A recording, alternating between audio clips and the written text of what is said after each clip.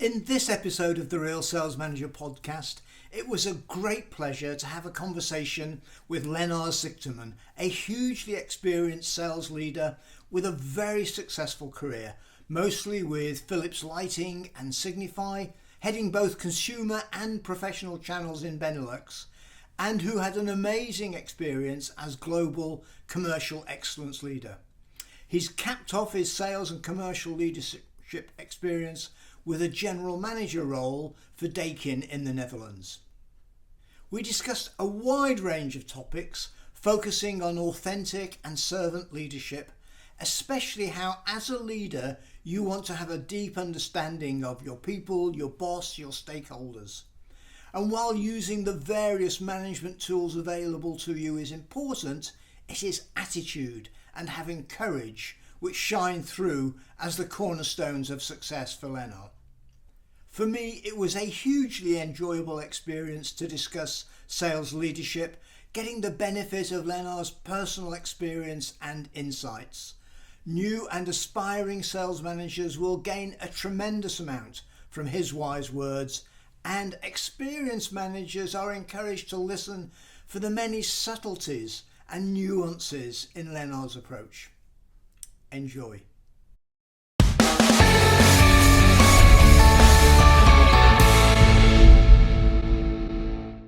So Lennart, thanks ever so much for coming on the podcast. I know you're busy. I know you're kind of setting some new things up. Maybe we'll talk about that later. But can we just start? I have a standard question. Could you just explain to folks your journey, particularly your journey into leadership positions and why you wanted to go into leadership positions, maybe? Yeah, thanks for having me, Steve. Yes, I think when I was a kid going on holiday with my parents, I always was eager to meet different kind of people, to make friends. So my family is still making fun of me that I came back home with a lot of strange accents after meeting someone from Belgium, Ireland, or whatever in Europe. Okay. So I love to connect with people, and I think after graduation, I was really eager to work in sales. I love creating win-wins, but perhaps even more the gaining and earning trust from Yeah. both clients and colleagues. Okay. I think most salespeople here will recognize that you're not only selling your plans to the customer, but you're also selling it to your internal stakeholders, Sure. which is crucial to deliver the promise. And I think that is what I love about sales: connecting people, connecting organizations, and building that long-lasting partnership as a great final result. Oh, okay.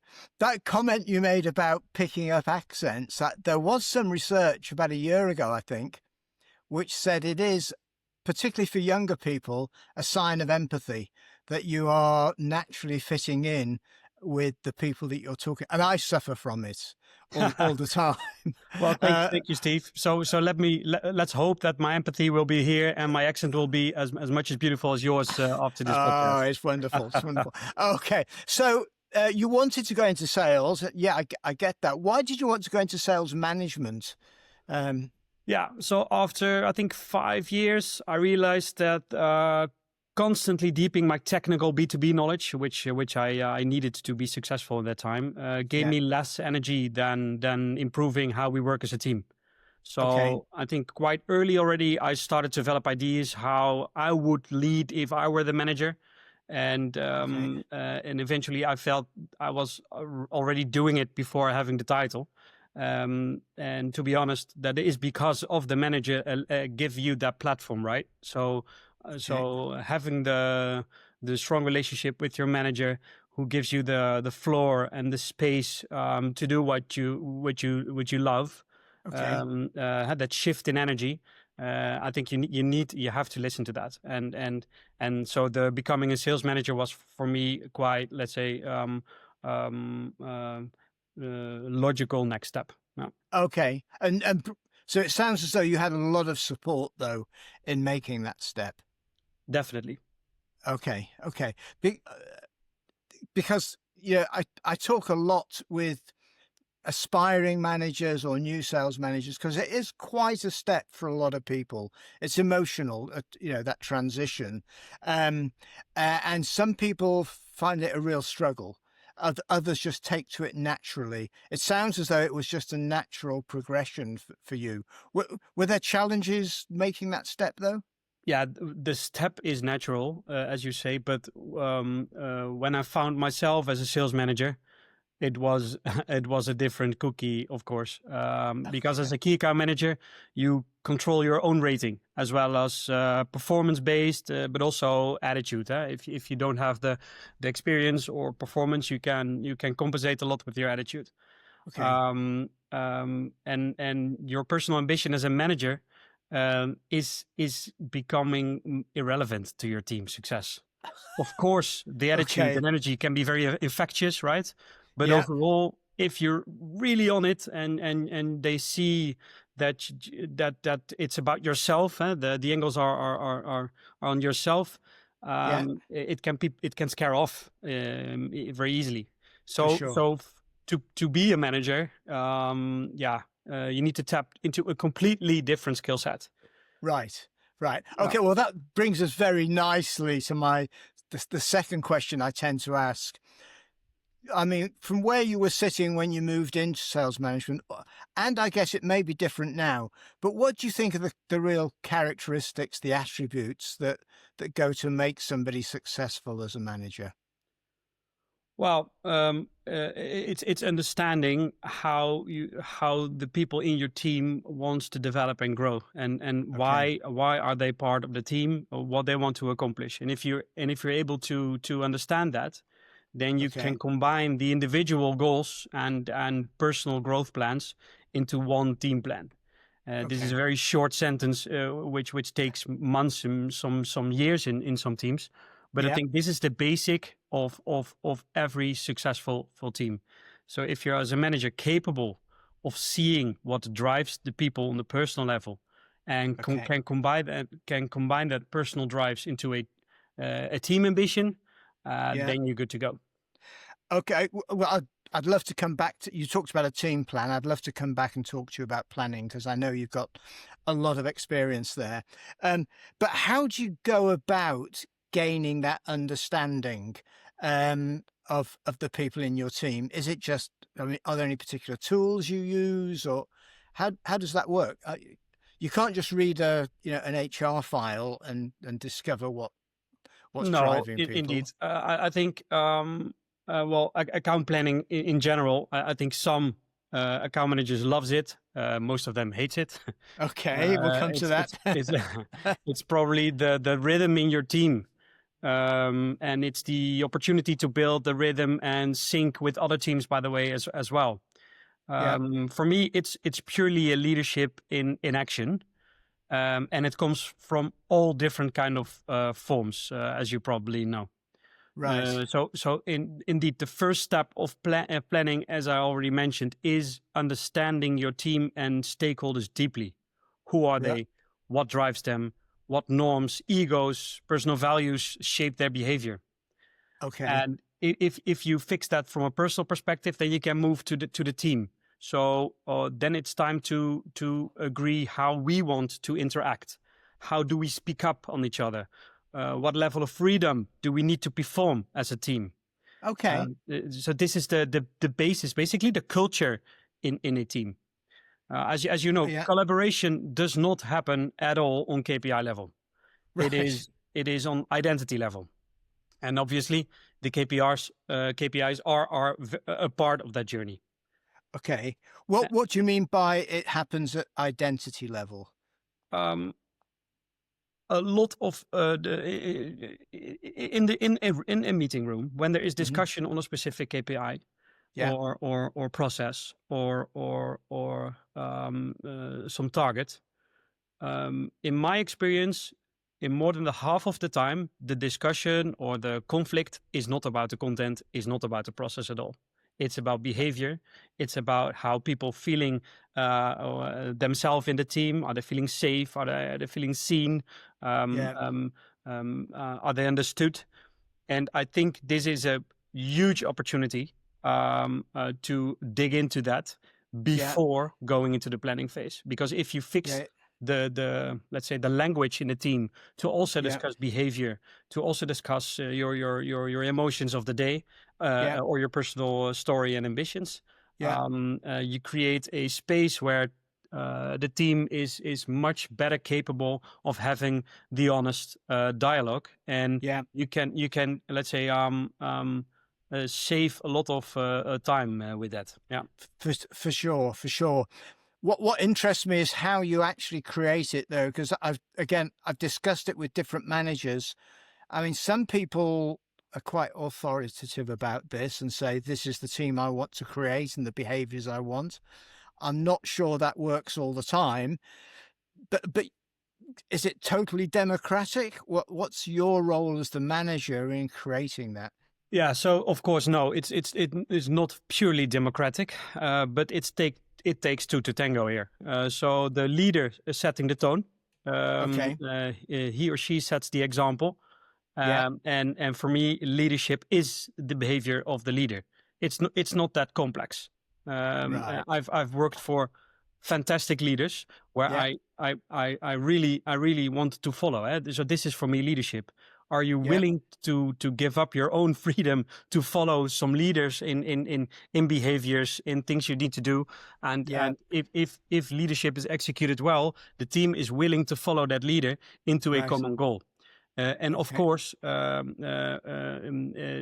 that's the first part of the story. The second part of the story is that you work with people, that you work with Okay. personal stories and experiences. Which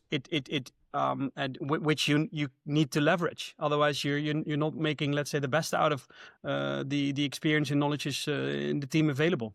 Sure. So that's the reason I started this discussion, that the leader first need to really dig into their own team, Yeah. understanding what kind of potential is there, Yeah. and then you can move on. You Right. cannot play football with a hockey team and vice versa, right? Okay, that will find its way into the quotes somewhere in the show notes for this. But what do you do if not everybody in the team is really wanting to play that game? I mean, it strikes me it really works well if you have a team of individuals who are committed, Yeah, who want to join in, who want to, as they say, get on the bus. But what happens where you get some resistance? You might have old timers yeah. who just don't want change. How do you cope with that? Yeah. So first of all, it's all a level playing field. If you Okay. create the environment that every opinion is valued and Yeah. is allowed to be shared, Yeah. then the people who feel that resistance will still feel part of the team, which is in the first place for me quite important. Okay. But then when your team is moving on to the discussion on how are we operating as a team, which do not come from the leader alone anymore, then the team is deciding what the rules of the game are. Yeah. Then you will still see people who are not committing to that specific culture. For me, the only way was to create majorities, because you Okay. need a specific number of majority, or not even majorities in always. Sometimes with 25% you can move on, but mostly you need majorities to move on. So the people who are not willing to move with you, Yeah. feeling less and less hurt, and then the discussion on that can start with full respect. By the way, it's Sure. not pushing someone out of the team, Sure. but it should be on the table, because when these let's say voices cannot be heard anymore, it will go under the table, and Sure. then you will create an even a bigger mess. But that sounds like, as the leader, you have to ask some pretty tough questions sometimes and Yeah. have a process which is quite tough that forces people to have these conversations. And my observation is that that's difficult, particularly for a new manager who maybe, we all suffer from imposter syndrome. They may be relatively young compared with the other people in the team. And yet what you're suggesting is you do have those those tough conversations. And I guess it's in a meeting room, and people are, you know, having to be fairly honest with one another. Is there anything you would say, I guess, particularly for a new sales manager who's trying to go through this process and just finding it difficult? Yeah. So this topic was a great learning opportunity for myself, because when I step into that role of sales manager, I want to show my experience and my ambitions, and started to direct the team, and Yeah, it didn't work at all, of sure. course. It worked when I was willing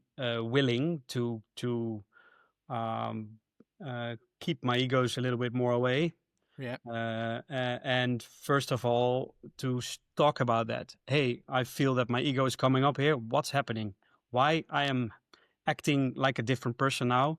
okay, Why is that? And sharing that story to your team, sharing your egos, sharing your personal values, right. um, uh, start start breaking down the walls between you and the team. And this is super scared. Let's be honest, because you're Oh, yeah, vulnerable in front of a yeah, new yeah, team.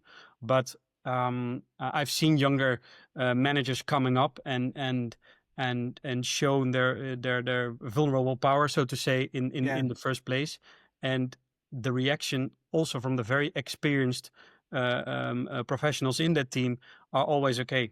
It is what it is. That she or he needs to learn a lot, yeah, but she show us who she is, yeah, yeah, and we give her the chance. right. Yeah, Dare to Lead by Brené Brown is I think a perfect example of how you could do that as a young leader with probably the imposter syndrome. Yeah. Yes, yes. I'll put some notes in for people afterwards.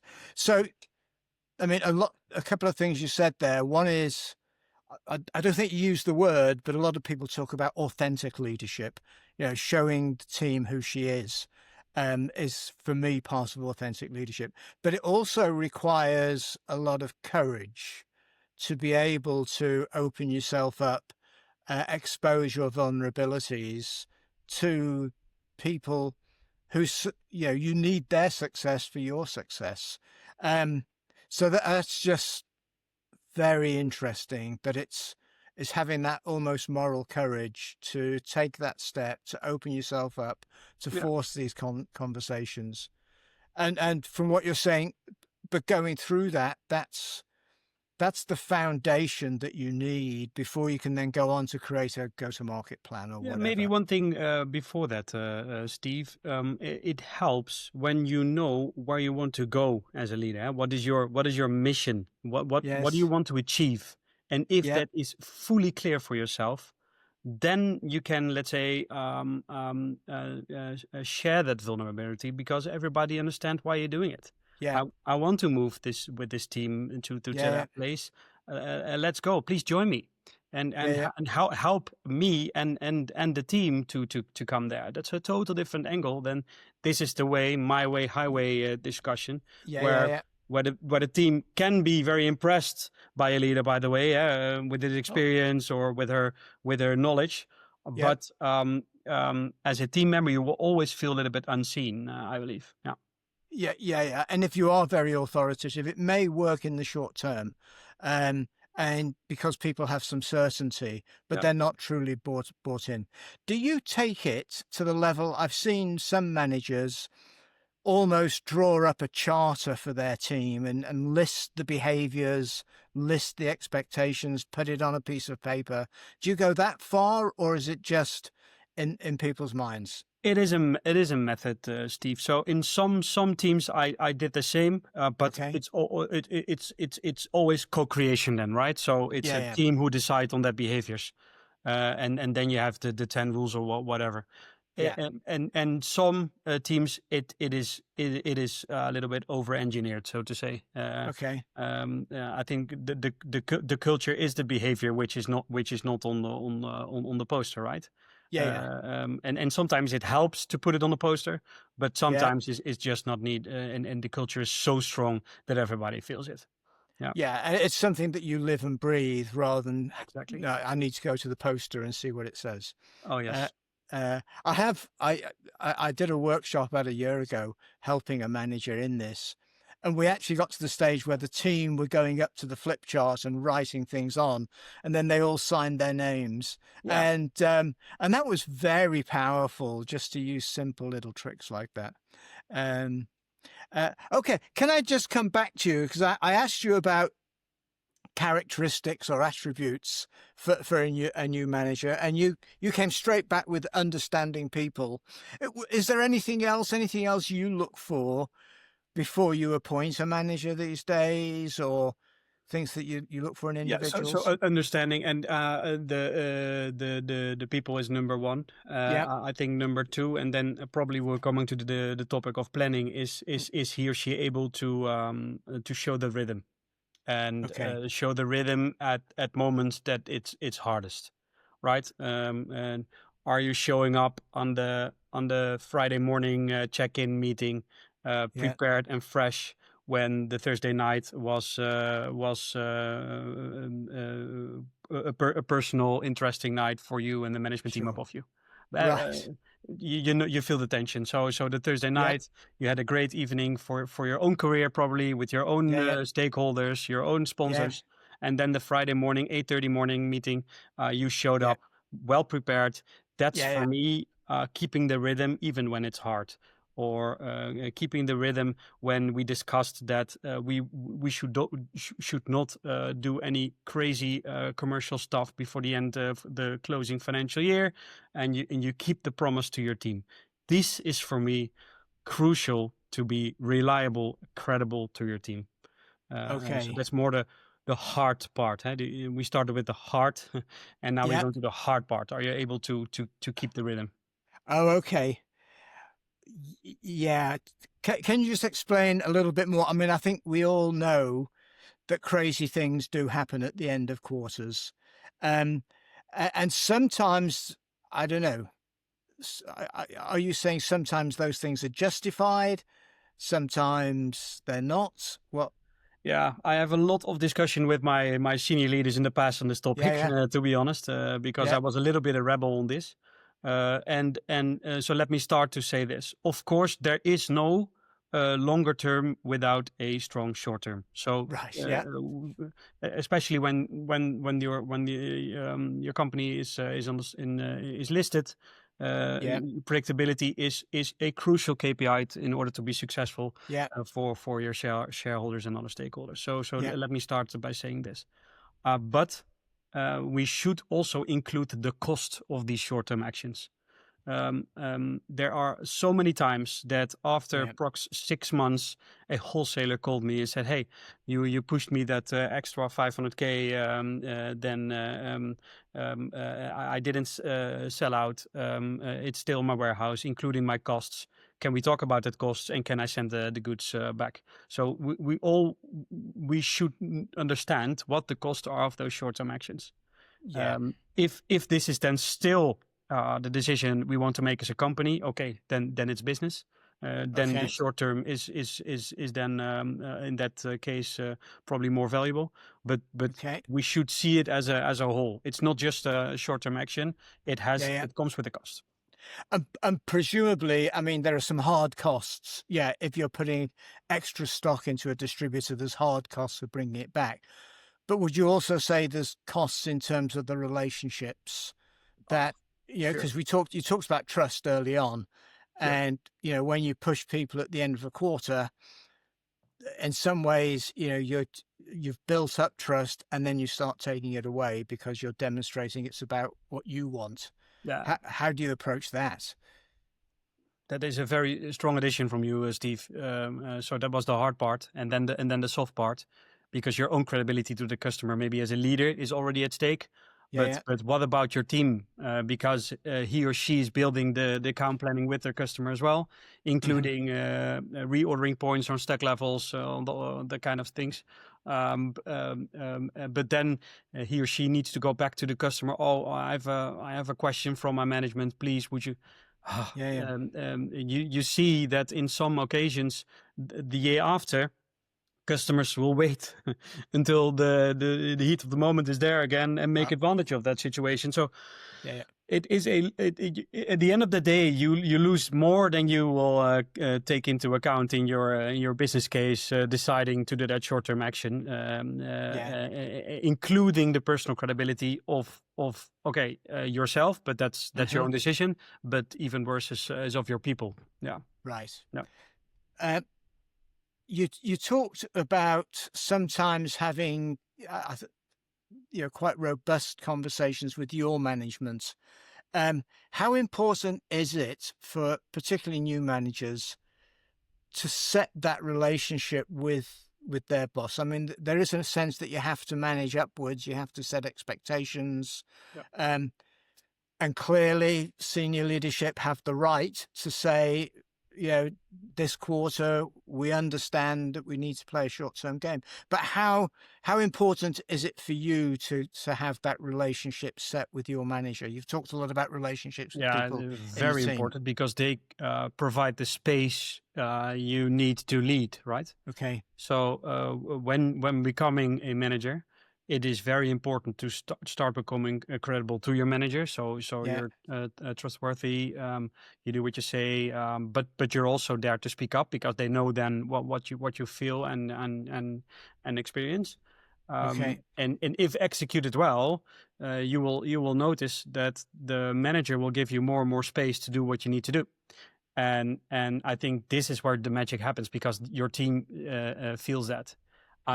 I immediately know when I reporting into a new manager what is the position of that leader in their management team, and how what is the degree of freedom which he or she can use to leverage our strategy, to balance the empathy versus the performance. And I think if managed well, you feel also a team the room to take that position.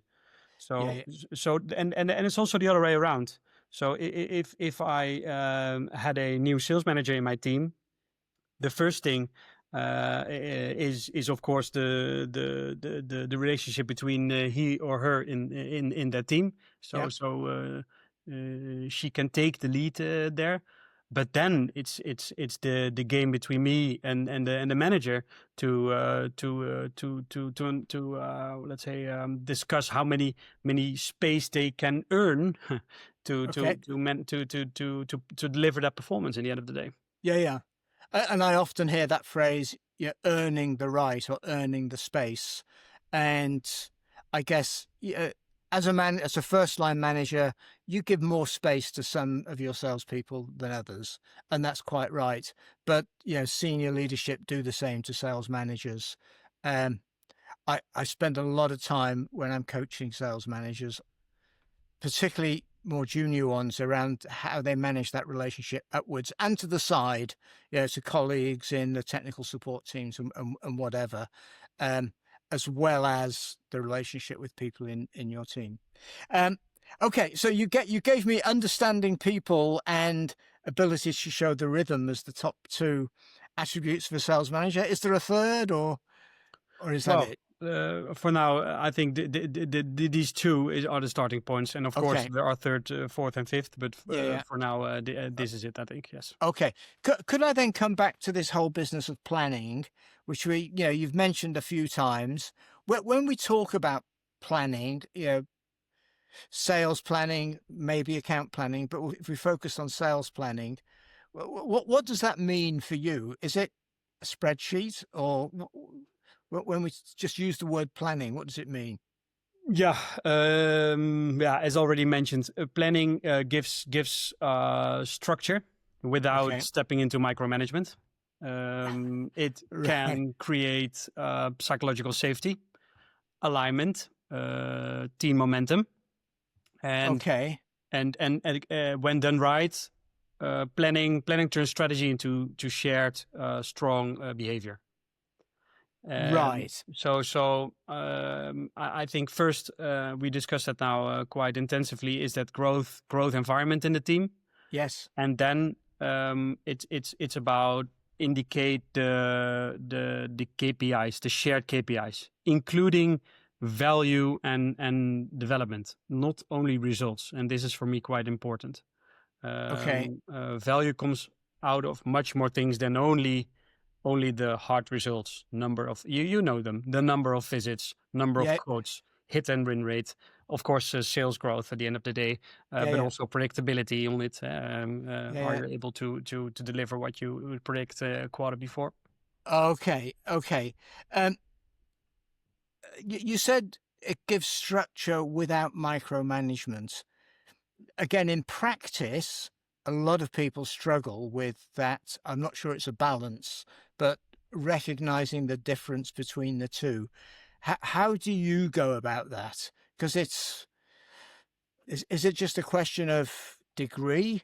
So when you say you give structure, that might come down to some KPIs. It may come down to an operating rhythm, a cadence. But some people would see that as micromanagement. To say, Yeah. look, you have to get this report in by Yeah. this time on a Thursday. You have to turn up at this Friday morning meeting. Here's the maximum that you can go to in any deal.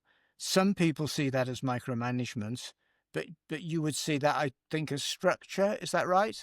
So how do you get the balance right? It's for me. It's it's syncing with your team. So it's not a review for me. You're Okay. syncing in. There is, of course, as manager, you're not on the same level, but Yeah. as colleague you are. So in that Yeah. situation, you already agreed on your growth environment in your team. You agreed what kind of KPIs and how you work together as a team. So Yeah. that is the first phase, which you already discussed. And Yeah. if you have a common sense on that, so you have a commitment on how you want to operate as a team, it's just, Yeah. for me, it's just execution on it. And of course, you can discuss on the level of details, and you can Yeah. discuss on should you, for instance, should you expose people in those calls, right? With the top 10 lists Okay. or this is all what you can discuss to make it a um, um, uh, make it a platform where people can learn and grow, right? Right. Okay.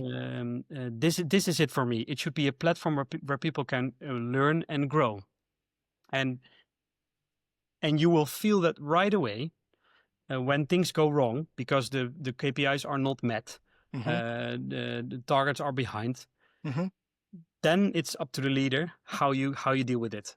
And if you step into it directly, you ask for extra initiatives that next week or Yeah. Yeah. whatever. You don't give the room and the space to your team, of course, based on their maturity, to execute the mutual agreed KPIs in the first place.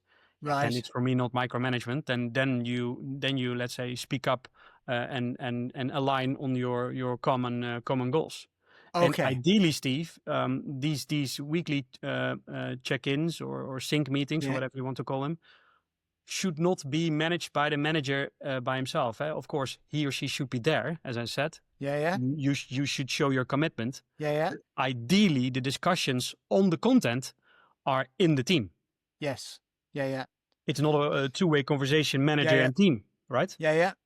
No, I get that. But again, yeah, the consequences, it comes back to spending a lot of time in the first place, getting those relationships right, getting the whole team committed to, those goals, those KPIs, that operating rhythm. And then you as the manager facilitating the team, keeping themselves on track. Are there occasions where you have to step in, where for whatever reason, you have to be a bit more authoritative? Of course. And it's serving leadership. So in the first place, you serve the team, but Yeah, it's also leadership when the team is not going the way you agreed to go into, yeah, and then you need to step in, and then you can show the courageous leadership and start the courageous conversation on it. yeah, So yes, that is needed. Um, uh, but those situations could also lead to another team decision. So you're saying all those team meetings on Friday and all those prep work, and you need to fill in your visit structure. And if the team does not see any value in on the long term, they will not do it. Sure. So you should create a structure in those discussions that people can speak up and ask what is the value on what we do, and if the value structurally, of course, in some cases it is what it is, but structurally the value is not there. Yeah, of course, the leader should also take the responsibility to bring that to their own management team. What is my team doing? It does not bring any value, and I think then the leader can show to eliminate specific processes, or because it doesn't bring any value. It is not one way, right? The team is also invited to speak up on these kind of things. And presumably it's very dynamic as well, because everything's changing all the time, and a process that was working well 6 months ago, just with some market shifts or whatever it is, it's constantly challenging that. Then is, I think, what you're saying, both the people in your team challenging it, but you challenging it as well back into them and into the rest of the organization is exactly. But let me give you the example of backcasting. Okay. If the goal is to get a specific number of new systems to sell, we introduce a new kind of product, and we want to sell, let's say, 500 out of them. Okay. After a while, you get the data how your conversion ratio will be executed for this product area. So how many quotes do you need for 500 new sales? How many visits do you need for a quote? What kind of capabilities do you need to execute a specific quote? So you can, let's say, backcast the activities to let's say get to a specific result we are working for. And if you make these kind of KPIs super transparent, then it's very logic to a team why we should let's say measure the number of visits. It should make sense. Because if you use that data well, which account manager would say it's stupid that I need to measure my visits if the goal is 500 new systems to sell before the end of the year? So it's all about transparency and explain why we are working so hard for these initially these KPIs where you do need to do a lot of admin and other stuff. But what that's a great example. Thank you for that. But I think what you're saying is it's not the task itself deciding how many visits. It's the process that you go through, both to get the data and the guidelines, but also to get the buy-in of the people. So, constantly looking at, the process you're using, the people that are involved. Because a lot of people would say, yeah, that's great. And managers would spend, evenings poring over spreadsheets to get that data and then present it and say, guys, you need to do 17 visits a month or whatever it is. But it's 17 visits is not what's important. It's the process that you go through. I think that's what you're saying. Exactly, and we've all been there, right? Including myself, telling my team to execute 15 visits before the end of the month because we agreed to a specific number full year. We reached a specific target, which no one can remember which one it was. Right. So that's the hard reality, of course. Yeah. Yes, yeah. But how do you deal then? Because you've worked in big multinational organizations, and what often happens is that you are managing the team and this is going really nicely, and then from somewhere in the corporation comes some instruction to say, plus I need another 5 visits to talk about this product. What do you do then? Because I guess you're going to get really frustrated. Of course. So when, especially after, let's say, 2 years leading a team, you're fully in sync with your team. They understand what you will want to achieve. And then, indeed, from a company perspective, there's another interest, which is sometimes even conflicting your own team interest at that time, which need to be included. That's very frustrated indeed. But that's part of the game. you are part of a bigger organization. So Yep. there is also a bigger interest than the team, and that is the company, of course. So Sure. there are some layers in it. Yeah. So again, then it's if you explain well, and in sometimes it's not in favor of the team, right? Yeah. Ideally, it is. Because then the motivation is probably more easily there. But if Sure. it's not, it is what it is. But Yeah. at the end of the day, there should be balance between the team, that they really can focus on the things they want to focus on, Yeah. and some, let's say, some things they need to do because they are part of the team. Right. Okay. And in some cases, the results will come later. You will see 2-3 years later why that new initiative should be included in your execution. Yeah. And then sometimes you fail. I mean, this is also business. Yeah. Sometimes you win, sometimes you lose. So indeed, if there are like 5 or 6 of these initiatives in 2 years and all of them are failing, this is ruining your let's say your winning culture in the team. Yeah. So again, if it happens the third, fourth time, and the first three times were not successful, then again, as a leader, you need to stand up to your seniors and say, hey, Yeah. we can do it now once, and then it's done, because Yeah. my team needs to move forward, and this is bring a lot of it's slowing down the team. For sure. So then it's also your position Yeah. to leverage. Yeah. Yeah. Then, what you're describing, I mean, you're a very accomplished manager. You've been very successful, but a lot of what you do, there's a lot of nuance to it. So knowing how far to let the team go, knowing how far to push back on your management. How have you developed your abilities? You moved into management fairly young, I guess. Yeah. You said you made lots of mistakes. How have you developed yourself? Is it reading textbooks? Is it what is it? Yeah, it's all of the above. But in the first place, indeed, yeah, you're a very successful manager. No, I was able to learn a lot, and to get the trust of the teams up and down Hmm. to do what you do. Uh, and why are you getting that opportunity? Because you're willing to share the learnings and to show what you need to learn. That's my interpretation of leadership. That vulnerable leadership. Show what you have, show who you are, and show your concerns, show your dreams, and your team will follow you much easier. And Okay. then I created in the first 5 years an annual plan, and then it became a 5-year plan, and I executed that two times. So I had a very strong ambition to be at director level before my 30s. And Okay. when I managed that, then I was said, okay, now I want to lead leaders, and that was my mission at that time. And then Yeah. I'm taking courses, I'm reading books, indeed.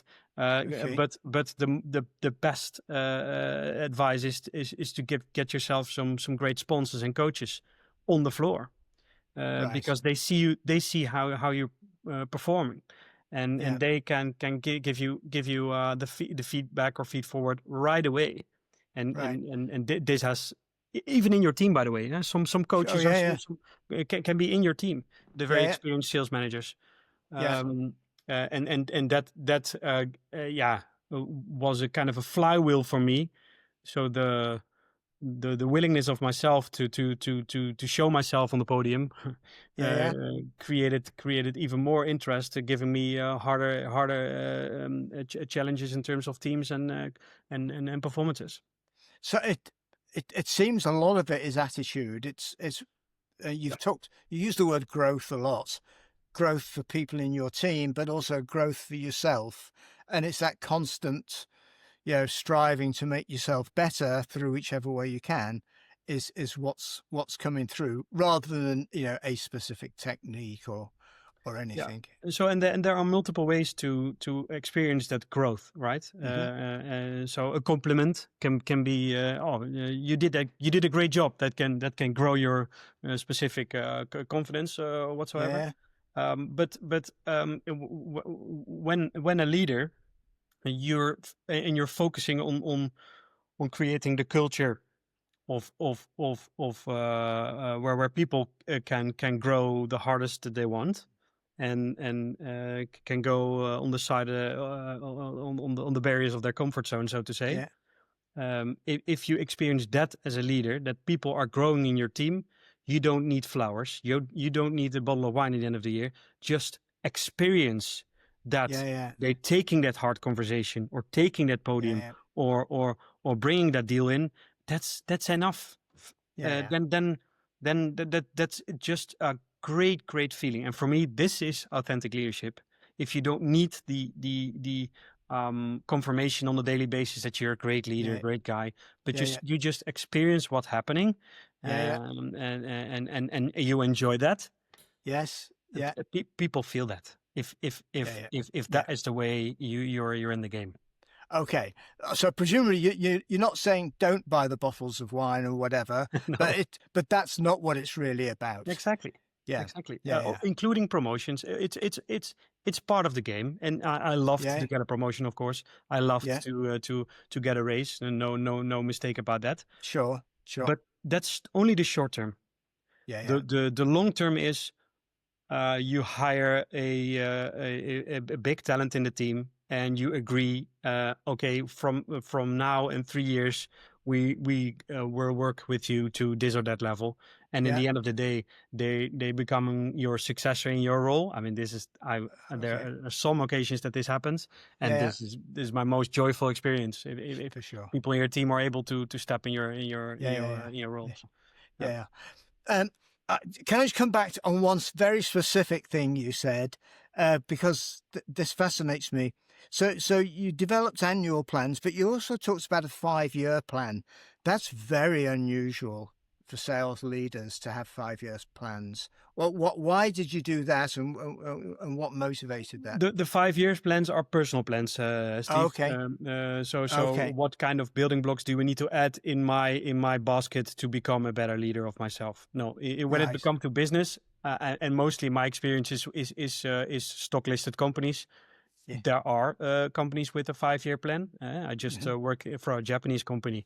Yeah. With a fusion plan every 5 years, and break that Okay. 5 years into 1 year, and break that Yeah. 1 year into quarterly plans, which is a fantastic structure, by the way, Yeah. because then you can invest for far more ambitious programs and plans when only focusing on the next year or quarter ahead. Yes. So the 5-year plans can be there, but from a sales management perspective, to be honest, an annual plan is the base. Yeah. And again, in my experience, to have a proper annual plan, not just a spreadsheet, but to have a proper annual plan would be a tremendous step forward for many sales managers. Oh yes, I can remember at one time we had a quarterly check-in with every sales team and key account team on the key customers, and we started with this simple Excel format, and then I went totally nuts on the format, right? So I worked hours and nights for a fantastic PowerPoint deck with white space analysis and all kind of management language you can imagine.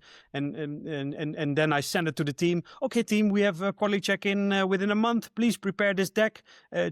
Don't change the content, just fill it in for your customer. And then we have very value conversations. Well, it was a full mess, Steve. No one understood my deck. It was far too complex. It was only Lennart hobbying with his own models, and this is exactly what I meant. Are the arrows on yourself or on your team? Right. And when you put the arrows on your team, and there is a very very experienced key account team talking with pride on their results on their customer. It is about the conversation.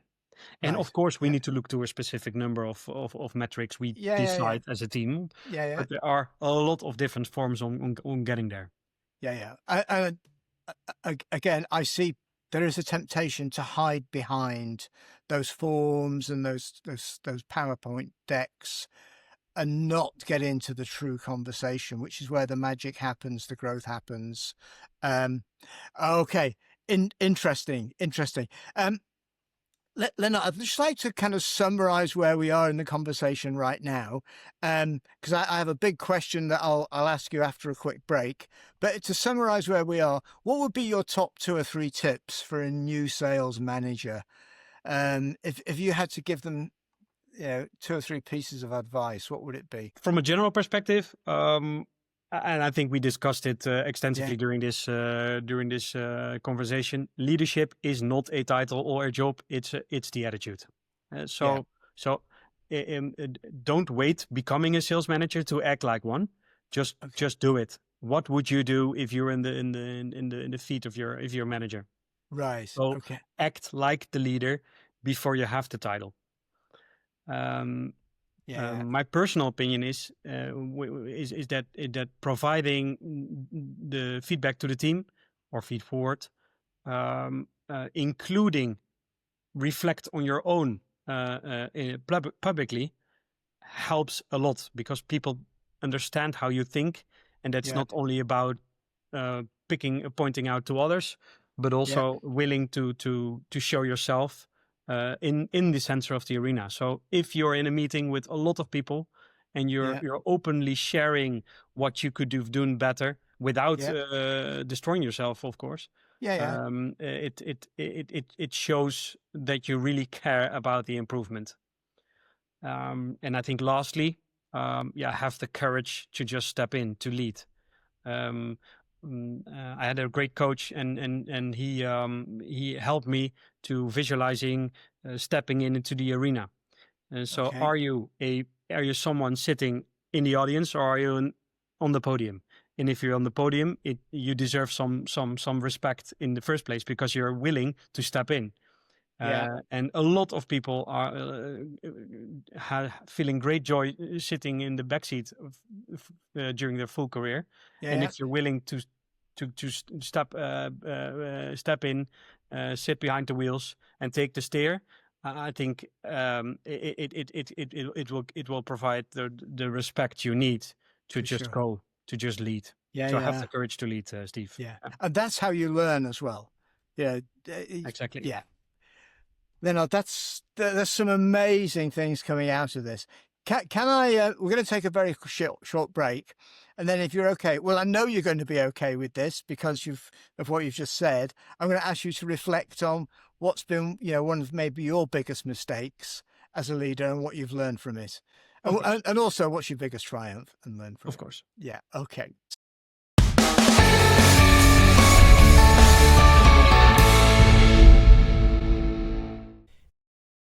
Bonus question.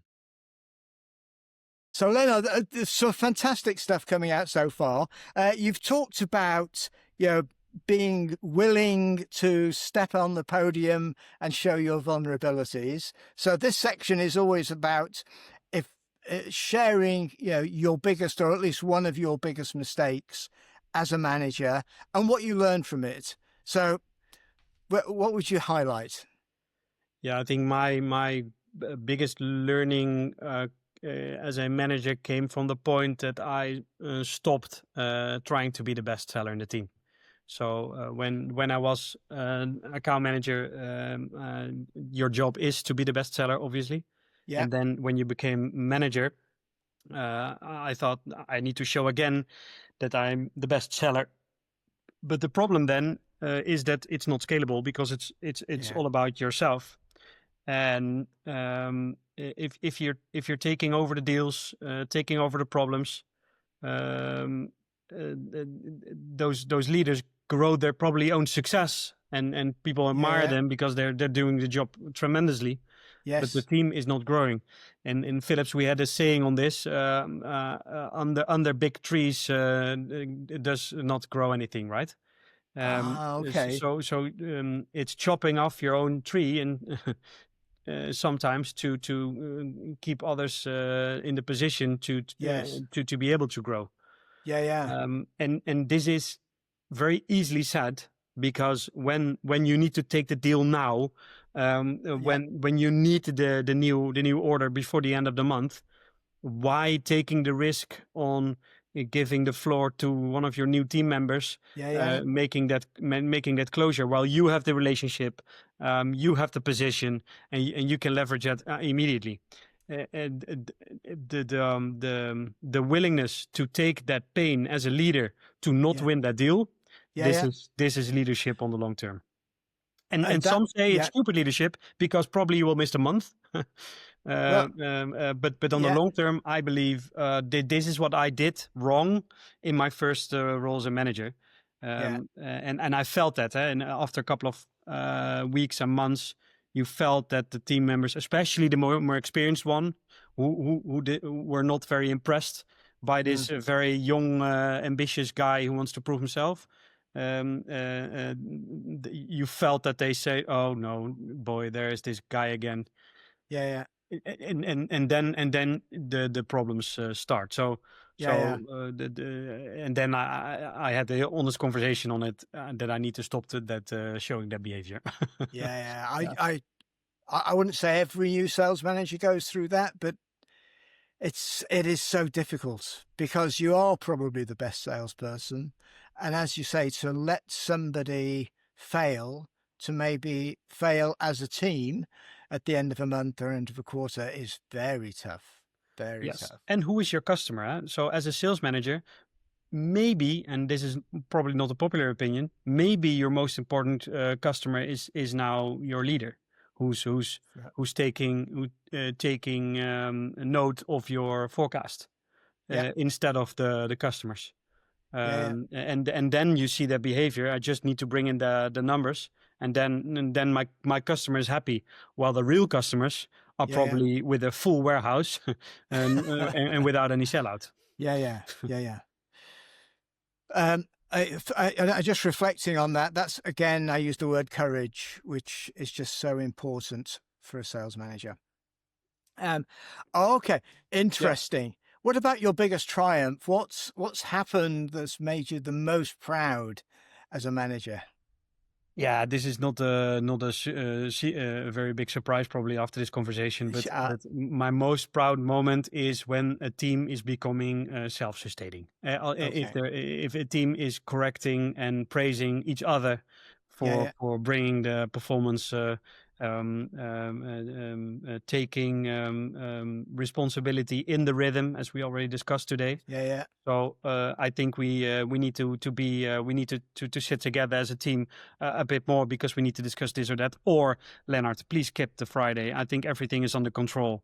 We can move on for now, and it's coming out of the team, and you can trust them that they will close it anyway. This is a fantastic feeling. Then you're basically done, and you can take a step back and enjoy the ride. But most of the times, then the new challenge in another team or in another area is coming forward, of course. So unfortunately, it's a position where you're not can enjoy a very long time. But this is the highest appreciation you can get as a sales leader. I totally get that. And it is, again, emotionally difficult, because once you get to that stage, you know that you've got to move on as well. Excellent. Lennart, I've enjoyed so much of this, but there's so much that's come out, I think, for new sales managers, that I'm going to encourage people to maybe listen to this a couple of times, because there's a lot of nuance that's in there. So listen, thank you ever so much. Any final words that you would give to our listeners and viewers? Yeah, well, what I can say to the first line sales managers, in particular, I have a lot of deep respect for the sales managers. It's the toughest job in the company. They're squeezed between strategy and execution, where they need to find connection, they need to take ownership, they need to build trust. Indeed, there can be a request tomorrow pushing all of our plans on the side. So don't underestimate your own position as a first-line sales manager, and understand that it's a very hard position. But if you're able to step in, you can tap into the energy of your team. You can coach their potential. You can give them structure without micromanagement, as discussed. Let them experiment and reflect, and then you will find a solid ground for growth. And then it's not only your tree will becoming big, but then it will become a great bush. Fantastic, this is it. fantastic. Well, yeah, and yeah, it is the hardest job, but it can be the most joyous job as well. Right, I'm not going to try and add to that. Just say thank you, and your LinkedIn details will be on the show notes and things as well if people want to get in touch. But Thank you very Lennart, much. thanks ever so much again.